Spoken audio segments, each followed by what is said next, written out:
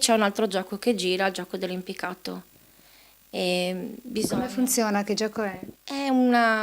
sinceramente io non so che gioco sia, so solo che è una sfida, ti chiedono di fare determinate cose, l'ultima sfida proprio è quello di impiccarsi.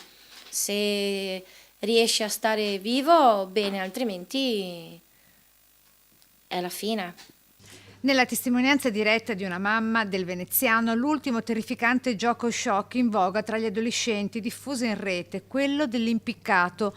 Nelle veneziane il drammatico bilancio di già 2 ragazzini morti di suicida appena 2 mesi fa. I 2 adolescenti si conoscevano, erano amici. Il giorno del funerale di uno, l'altro lo ha emulato seguendolo nella disgrazia. Il primo era figlio unico e l'altro uno dei 2 gemelli adottati da una famiglia della terraferma. Il giorno del funerale di questo ragazzino, un'altra mamma è andata a casa e ha trovato il figlio nel stesso modo, insomma, che ha fatto l'amico. Io non oso immaginare il dolore che hanno queste due mamme. Perché i 2 ragazzini erano amici. Erano amici, sì, erano amici.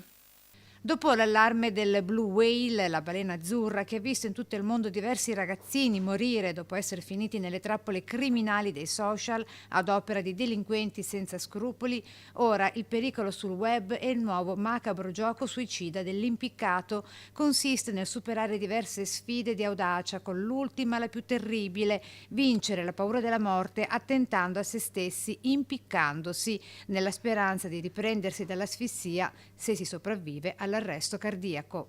È un gioco stupido, infatti, cioè bisogna veramente stare attenti e controllare sempre i figli quando vanno in internet, che navigano in internet, perché internet è, sì, ormai è diventato indispensabile perché lo usiamo tutti, però può essere pericoloso.